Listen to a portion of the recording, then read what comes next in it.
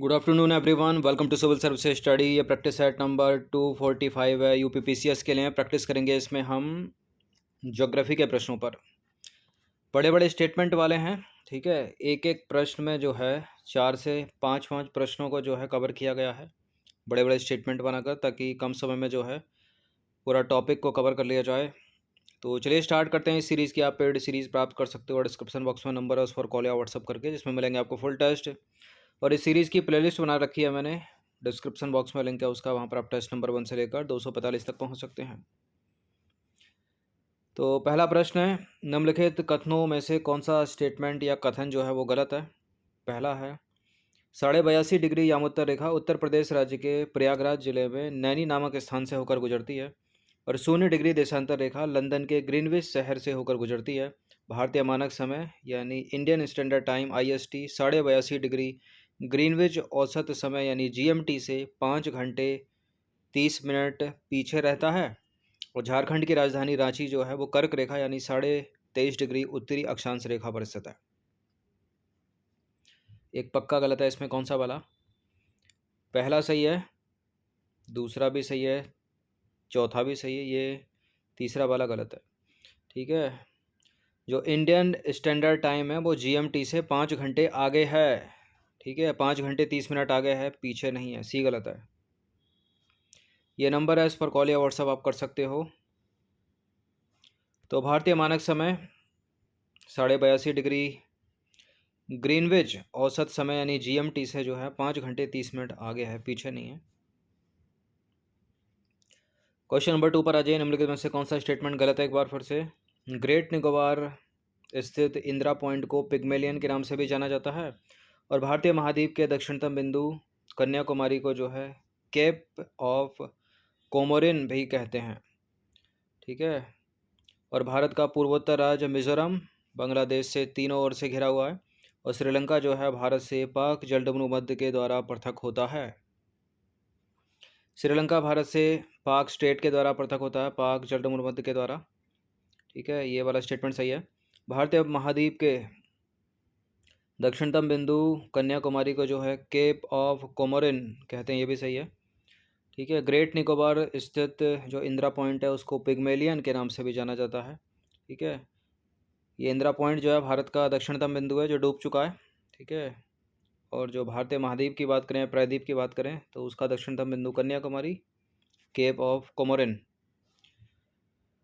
तो यहाँ गलत है ये सी, क्योंकि भारत का पूर्वोत्तर राज्य जो त्रिपुरा है वो तीनों तरफ से बांग्लादेश से घिरा हुआ, ना कि मिजोरम। तो भारत का पूर्वोत्तर राज्य जो त्रिपुरा है वो बांग्लादेश से तीनों ओर से घिरा हुआ है। ठीक है, यहाँ है त्रिपुरा, ये बांग्लादेश की सीमा है।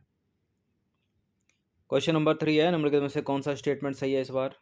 समुद्र पार भारत का सर्वाधिक निकटतम देश श्रीलंका है, और जो श्रीलंका है वो पाक जलडमरू मध्य द्वारा भारतीय भूभाग तमिलनाडु से पृथक होता है।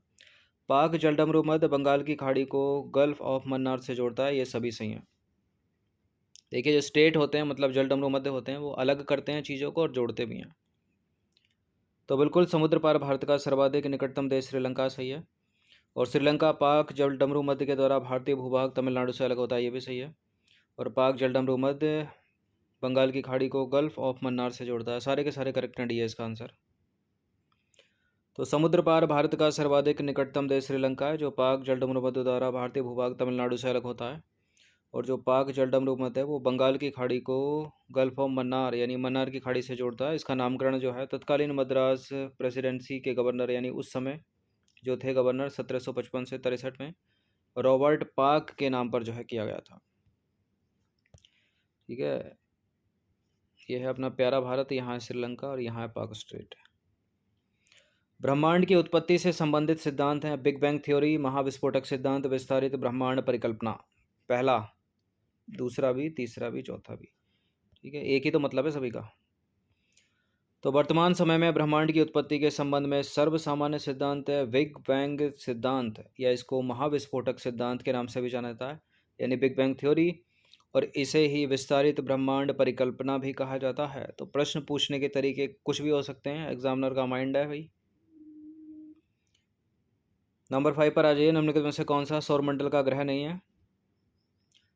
तो सौरमंडल में कुल 8 ग्रह हैं। ठीक है, यूरेनस है, नेपच्यून है, बुध है, शुक्र है, पृथ्वी, मंगल, प्लूटो नहीं है। प्लूटो को 2006 से जो है ग्रह की श्रेणी से हटा दिया गया। तो वर्ष 2006 में जो है प्लूटो को ग्रह की श्रेणी से हटा दिया गया है। सूर्य से दूरी के क्रम में देखें तो Budh, Shukra, Prithvi, Mangal, Brihaspati, Shani, Uranus, Neptune. 1 2 3 4 5 6 7 8। Pluto था कभी, अब नहीं है। नंबर 6 पर आ जाइए। निम्नलिखित में से कौन सा स्टेटमेंट सही है? पहला है, एक केंद्र के चारों तरफ चक्कर लगाते अरबों तारों के समूह को आकाशगंगा कहते हैं। आकाशगंगा तारों, गैसों तथा धूल कणों का एक विशाल समूह है जो गुरुत्वाकर्षण बल के कारण एकत्रित रहते हैं। ओरियन नेबुला हमारी आकाशगंगा अर्थात मंदाकिनी के सबसे चमकीले तारों का समूह है। कौन सा सही है? उपरोक्त दोनों नहीं होना चाहिए, उपरोक्त सभी होना चाहिए यहाँ पे। तो पहला भी सही है, दूसरा भी, तीसरा भी, उपरोक्त सभी सही हैं। तो डी है इसका आंसर। नंबर 7 पर आ जाइए। निम्नलिखित कथनों पर विचार करेंगे। पहला स्टेटमेंट है, सूर्य का सबसे नज़दीकी तारा प्रॉक्सिमा सेंचुरी है। तारे की बात कर रहे हैं, ग्रह की नहीं। ब्रह्मांड की दूरी प्रकाश वर्ष में मापी जाती है और ग्रहों के पास अपना ऊष्मा और प्रकाश नहीं होता। रात में चंद्रमा के बाद जो शुक्र है वो दूसरा सबसे चमकीले पिंड के रूप में दिखाई देता है। ये सारे के सारे स्टेटमेंट जो है सही है, एग्जैक्ट, चारों के चारों। डी है इसका आंसर। क्वेश्चन नंबर 8 पर आ जाइए। एक प्रकाश वर्ष बराबर कितना? एक प्रकाश वर्ष बराबर 9.46 गुणा 10⁻12 किलोमीटर। तो देखिए, ब्रह्मांड की दूरी को जो है प्रकाश वर्ष में मापा जाता है। दूसरे शब्दों में प्रकाश वर्ष ब्रह्मांडीय दूरी मापने का पैमाना है। प्रकाश वर्ष द्वारा एक वर्ष में तय की गई कुल दूरी को एक प्रकाश वर्ष कहते हैं। प्रकाश द्वारा एक वर्ष में तय की गई दूरी को, कुल दूरी को जो है एक प्रकाश वर्ष कहते हैं। और एक प्रकाश वर्ष बराबर 9.46 इंटू 10⁻12 किलोमीटर, याद रखिएगा। क्वेश्चन नंबर 9 पर आ जाइए। निम्नलिखित कथनों पर विचार करेंगे। तीन स्टेटमेंट है, बताने के इनमें से कौन सा करेक्ट होगा। गैलीलियो ने सबसे पहले 1609 में दूरबीन की सहायता से तारों का अध्ययन किया था। तारे आकाशगंगा में गैस और धूल के विशाल बादलों के गुरुत्वाकर्षण संकुचन से निर्मित होते हैं और तारों में जैसे जैसे संकुचन बढ़ता जाता है वैसे वैसे तारों का तापमान भी बढ़ता जाता है। बढ़ता है, घटता है? बढ़ता ही है, करेक्ट है तीनों के तीनों स्टेटमेंट। तो डी है इसका आंसर। 10वां प्रश्न है, निम्नलिखित कथनों पर विचार करेंगे। चार स्टेटमेंट के साथ बताइए कौन सा करेक्ट है। तारों में निरंतर नाभिकीय संलयन की क्रिया चलती रहती है, न्यूक्लियर फ्यूजन, और इस क्रिया में अपार ऊर्जा उत्पन्न होती है। नाभिकीय संलयन के कारण ही तारों का अपना प्रकाश एवं ऊर्जा होता है। ठीक है, तारों का होता है, ध्यान दीजिएगा, ग्रह का नहीं होता है। परमाणु बम की संकल्पना भी नाभिकीय संलयन पर ही आधारित है, ऐसा है क्या? पहला करेक्ट है, दूसरा करेक्ट है, तीसरा करेक्ट है, चौथा वाला इनकरेक्ट है। परमाणु बम की संकल्पना नहीं बल्कि हाइड्रोजन बम की संकल्पना जो है नाभिकीय संलयन पर आधारित है। परमाणु बम की संकल्पना नाभिकीय विखंडन पर आधारित है। ठीक है, उसमें भी थोड़ा डीप जाके पूछता है कि अनियंत्रित श्रृंखला अभिक्रिया या नियंत्रित है, तो अनियंत्रित पर टिक कीजिएगा आए तो करेक्ट है, करेक्ट है, करेक्ट है, इनकरेक्ट है। तो 4 को एलिमिनेट कर दीजिए, जहाँ जहाँ 4 है वो नहीं होगा। 1 2 3 हो जाएगा इसका आंसर सी। तो केवल 1 2 3 सही है, सी सही है। देखिए, तारों का निर्माण जो है हाइड्रोजन का हीलियम में परिवर्तन के परिणाम स्वरूप होता है। अतः जब तारों में हाइड्रोजन गैस समाप्त हो जाती है तो नाभिकीय संलयन की क्रिया जो है बाधित हो जाती है, जिसके कारण तारों का जीवन समाप्त होने लगता है। तारे के निर्माण के प्रारंभिक अवस्था में जो है उसमें बहुत अधिक ऊर्जा होती है। जब तारे में अत्यधिक ऊर्जा होती है तो तारे का रंग कैसा होता है? नीला दिखाई देता है। और तारे की ऊर्जा जब समाप्त होने लगती है तो ये लाल रंग का दिखाई पड़ता है और लाल तारे को जो है रेड जॉइंट कहते हैं। हाइड्रोजन बम की संकल्पना नाभिकीय संलयन पर आधारित है, जबकि परमाणु बम की संकल्पना नाभिकीय विखंडन पर आधारित है। इन चीज़ों को याद रखिएगा। 11वां प्रश्न है, कृष्ण बीवर यानी ब्लैक होल को आप निम्नलिखित में से किससे संबद्ध करोगे? न्यूट्रॉन तारे से, गैलीलियो तारे से, डार्विन तारे से, आर्यभट्ट तारे से। इनको तो हटा ही दीजिए, जूलॉजी से संबंध रखते हैं ये, बायोलॉजी से। न्यूट्रॉन तारे से हम संबद्ध करेंगे ए। तो देखिए, यदि कोई तारा चंद्रशेखर सीमा से अधिक बड़ा हो लेकिन वह सूर्य के 2 गुने से अधिक ना हो, तब ऐसी स्थिति में वह न्यूट्रॉन तारे में परिवर्तित हो जाता है। न्यूट्रॉन तारा एक ऐसा तारा होता है जिसमें गुरुत्वाकर्षण बल का प्रभाव इतना अधिक होता है कि यह सिकुड़ने लगता है, यानी इसका संपीड़न होने लगता है। अत्यधिक संपीड़न के परिणाम स्वरूप जो है इसका द्रव्यमान एवं घनत्व एक बिंदु पर आकर रुक जाता है, और इसका परिणाम यह होता है कि इस तारे का घनत्व असीमित हो जाता है। असीमित घनत्व के कारण इसमें जो है गुरुत्वाकर्षण बल इतना अधिक प्रभावी हो जाता है कि यह समस्त द्रव्यमान को अपने अंदर समाहित कर लेता है, और न्यूट्रॉन तारे में गुरुत्वाकर्षण शक्ति इतनी अधिक होती है कि यहाँ से प्रकाश का पलायन भी नहीं हो पाता, और इसे ही कृष्ण छिद्र अथवा कृष्ण बीवर या ब्लैक होल कहते हैं। ठीक है, प्रकाश भी बचकर नहीं निकल सकता, इतना अधिक गुरुत्वाकर्षण शक्ति होती है ब्लैक होल की। 12वां प्रश्न है, निम्नलिखित कथनों पर विचार करेंगे। पहला स्टेटमेंट क्या है? सूर्य का वह भाग जो हमें दिखाई देता है उसे प्रकाश मंडल यानी फोटोस्फीयर कहते हैं, और प्रकाश मंडल से ही विद्युत चुंबकीय विकिरण निकलता है। दूसरा स्टेटमेंट ये हो गया। तीसरा भी एक स्टेटमेंट है, चौथा भी है, पांचवा भी है। तीसरा क्या है? पृथ्वी के उत्तरी तथा दक्षिणी ध्रुवों पर गुरुत्वाकर्षण बल अधिक होता है। और चौथा है, पृथ्वी का वह भाग, बाहरी भाग जो सूर्य ग्रहण के समय दिखाई देता है उसे हम कोरोना कहते हैं, और सूर्य से पृथ्वी तक प्रकाश आने में 8 मिनट 16 सेकंड का समय लगता है। कुछ गलत तो नहीं लग रहा आपको इसमें? इसमें पहला भी सही है, दूसरा भी सही है, और पृथ्वी के उत्तरी तथा दक्षिणी ध्रुवों पर गुरुत्वाकर्षण बल अधिक होता है, ये भी सही है। सूर्य का वह भाग जो हमें सूर्य ग्रहण के समय दिखाई देता है कोरोना कहते हैं, उसको सही है, और बिल्कुल 8 मिनट 16 सेकंड का समय लगता है। ये चीज़ें आपने पढ़ी होंगी छोटी क्लासों में। फिलहाल ये सारे के सारे स्टेटमेंट अपने करेक्ट हो जाते हैं। डी है इसका आंसर 1 2 3 4 5। क्वेश्चन नंबर 13 पर आ जाइए। प्रश्न इंपॉर्टेंट है। दूरी मापने का सबसे बड़ा पैमाना या सबसे बड़ी इकाई कौन सी है इनमें? रिक्टर पैमाने को हटा दीजिए, अर्थ क्यूब के लिए आइए, भूकंप के लिए। प्रकाश वर्ष या पारसेक, इनमें से एक उत्तर है। कौन सा? पारसेक पैमाना सबसे बड़ा। तो देखिए, जिस प्रकार प्रकाश वर्ष ब्रह्मांडीय दूरी मापने की इकाई है, उसी प्रकार पारसेक पैमाने से भी ब्रह्मांड की दूरी मापा जाता है। ठीक है, एक पारसेक में 3.26 प्रकाश वर्ष होता है, और इस प्रकार ब्रह्मांड की दूरी मापने की सबसे बड़ी इकाई कौन सी है? पारसेक है। तो पारसेक ही लगाना। पारसेक नहीं हो तो प्रकाश वर्ष लगा देना। नंबर 14 पर आ जाइए। निम्नलिखित कथनों पर विचार करेंगे। दो स्टेटमेंट है, बताने के इनमें से कौन सा गलत है?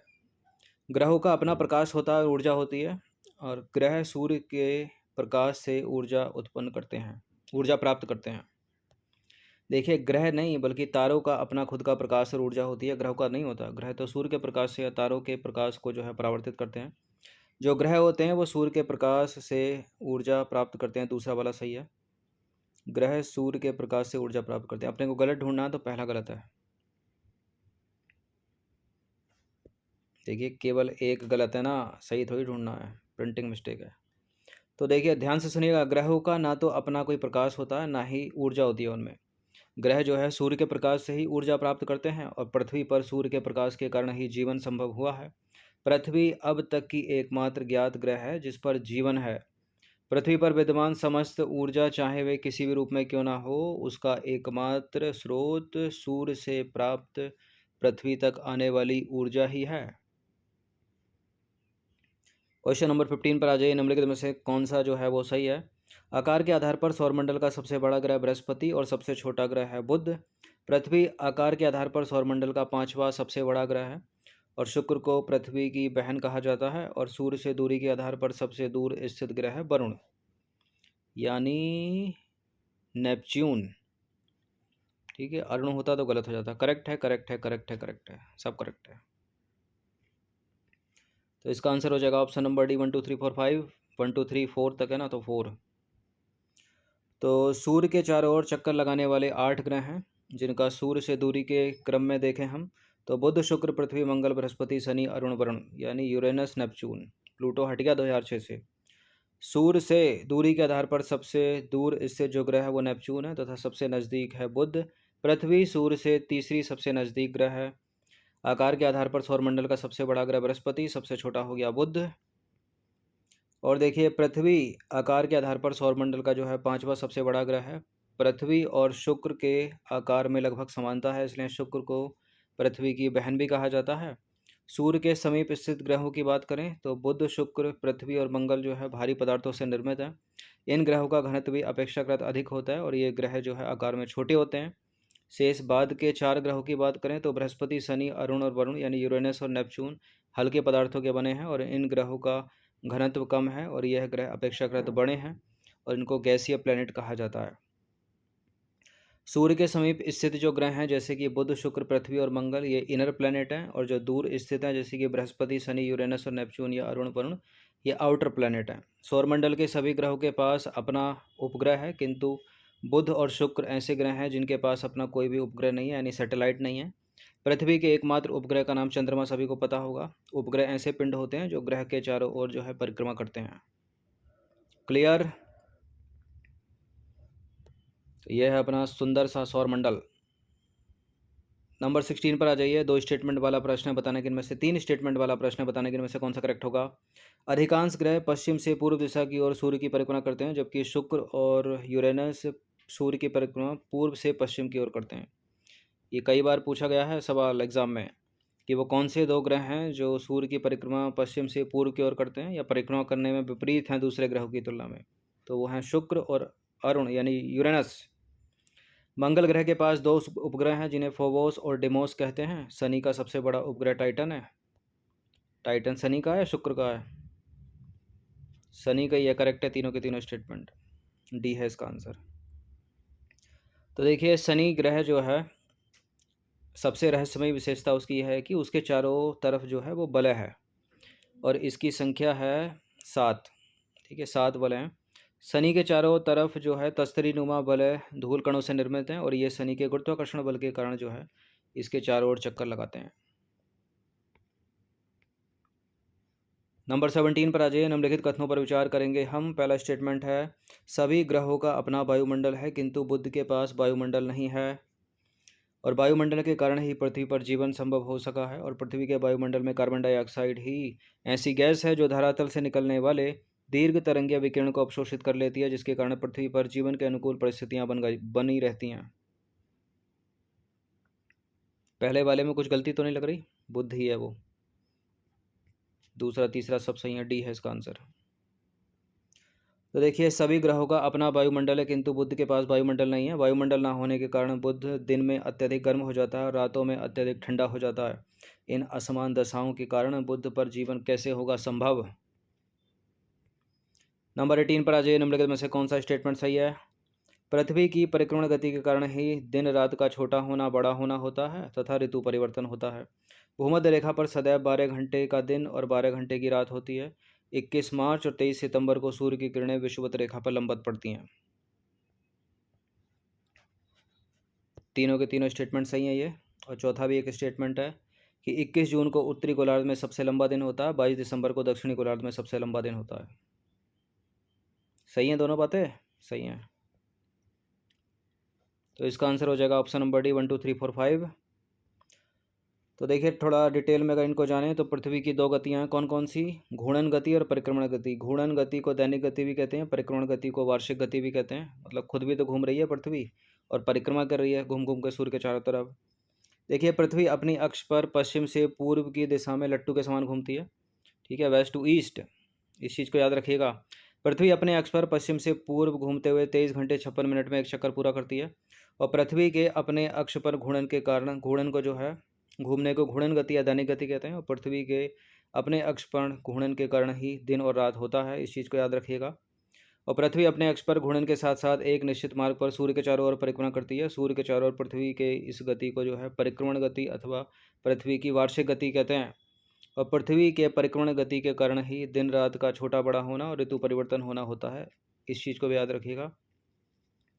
देखिए पृथ्वी सूर्य की परिक्रमा एक दीर्घ वृत्ताकार कक्षा में करती है, अतः यह कभी जो है सूर्य के निकट आ जाती है तो कभी सूर्य से दूर चली जाती है। पृथ्वी अपनी कक्षा में सूर्य की परिक्रमा करते हुए 4 जुलाई को सूर्य से दूर चली जाती है। कब जा रही है सूर्य से दूर? 4 जुलाई को। ठीक है, और पृथ्वी की इस स्थिति को क्या बोलोगे? इसको बोलते हैं अपसौर। तो अपसौर में पृथ्वी सूर्य से दूर चली जाती है। इसका उल्टा होता है उपसौर। उपसौर में पास आ जाती है। तो देखिए अपसौर जो है, अपसौर की दिशा में पृथ्वी सूर्य से अधिकतम दूरी पर होती है। इसके विपरीत 3 जनवरी की बात करें तो 3 जनवरी को पृथ्वी अपनी कक्षा में सूर्य की परिक्रमा करते हुए सूर्य के अत्यधिक नज़दीक पहुंच जाती है और पृथ्वी की इस स्थिति को बोलते हैं उपसौर। तो उपसौर 3 जनवरी को, अपसौर होता है 4 जुलाई को। उपसौर में पृथ्वी सूर्य के नज़दीक आ रही है और अपसौर में जो है वो दूर जा रही है। इसको याद रखिएगा, इंग्लिश में भी याद रखिएगा। उपसौर पेरिहेलियन है, अपसौर एपहेलियन है। देखिए पृथ्वी जो है सूर्य के चारों ओर एक दीर्घ वृत्ताकार कक्षा में 365 दिन और 6 घंटे में सूर्य की एक परिक्रमा को पूरी करती है और साधारणतः एक वर्ष में जो है 365 दिन होता है। अतः चौथे वर्ष में एक दिन जोड़कर 366 दिन का वर्ष माना जाता है। इसको बोलते हैं लीप ईयर। 21 मार्च से लेकर 23 सितंबर तक उत्तरी गोलार्ध में दिन बड़े और रातें छोटे होती हैं। इसके विपरीत दक्षिणी गोलार्ध में दिन छोटे होते हैं, रातें बड़ी होती हैं।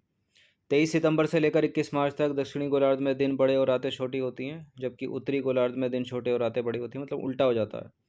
विषुवत रेखा की बात करें, इक्वेटर की बात करें तो वर्ष भर सूर्य की किरणें लंबवत पड़ती हैं यहाँ पर, जिससे यहाँ दिन और रात की लंबाई जो है लगभग वर्ष भर एक समान रहती है। यह अपनी सुंदर सी पृथ्वी विषेक रेखा खींचेंगे 0 डिग्री। ऊपर का हो गया उत्तरी गोलार्ध, नीचे का हो गया दक्षिणी गोलार्ध, इसी की बात हो रही है।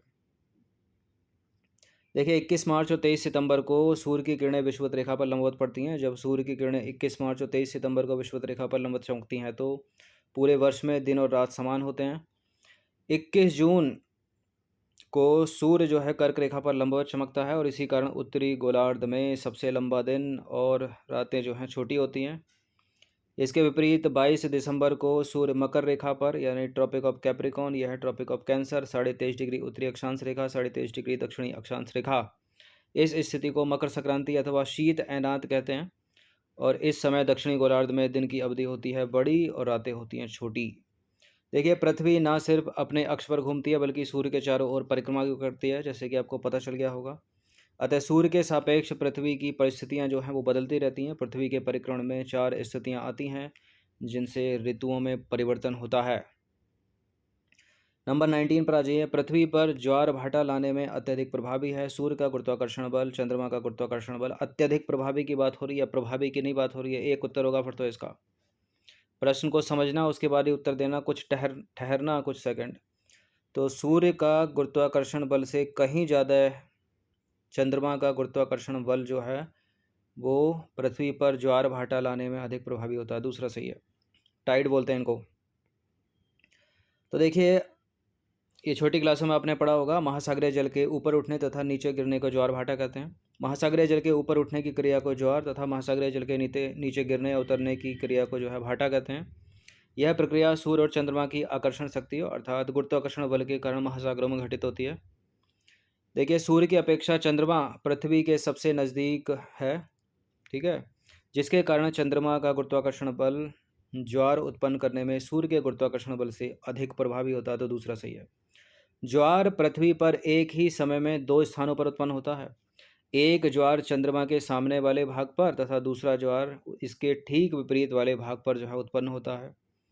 चंद्रमा की आकर्षण शक्ति के कारण पृथ्वी पर उत्पन्न खिंचाव को संतुलित करने के लिए पृथ्वी चंद्रमा की आकर्षण शक्ति के विपरीत दिशा में जो है बल लगाती है और इसे कहते हैं अपकेंद्रीय बल। क्या कहते हैं? अपकेंद्रीय बल। देखिए पृथ्वी द्वारा चंद्रमा की आकर्षण शक्ति के विपरीत लगाए गए अपकेंद्रीय बल के कारण पृथ्वी पर दूसरी तरफ का सागरीय जल भी ऊपर उठ जाता है। यही कारण है कि पृथ्वी पर एक समय में 2 स्थानों पर ज्वार आता है। 20वां प्रश्न है, अंतिम प्रश्न है। वो प्रश्न क्या है कि पृथ्वी पर प्रतिदिन कितने घंटे के अंतराल पर ज्वार आता है। ये प्रश्न इंपॉर्टेंट है, कई बार एग्जाम में पूछा गया है। बताइए 12 घंटे 50 मिनट, 12 घंटे 30 मिनट, 10 घंटे 30 मिनट, 12 घंटे 26 मिनट। सही उत्तर क्या है? 12 घंटे 26 मिनट। तो देखिए पृथ्वी अपने अक्ष पर परिक्रमा करते हुए 24 घंटे में सूर्य का एक चक्कर पूरा करती है, इसलिए 24 घंटे में 2 बार ज्वार तथा 2 बार आता है भाटा। और पृथ्वी पर प्रतिदिन 12 घंटे 26 मिनट के अंतराल पर जो है ज्वार उत्पन्न होता है, याद रखिएगा। तो 20 प्रश्न थे ये इंडियन ज्योग्राफी के, इनकी प्रैक्टिस एक बार कर लीजिएगा। प्रश्न इंपॉर्टेंट है, न केवल यूपी पीसीएस के लिए बल्कि किसी भी स्टेट पीसीएस के लिए, यूपीएससी सिविल सर्विसेज के लिए। ठीक है, धन्यवाद।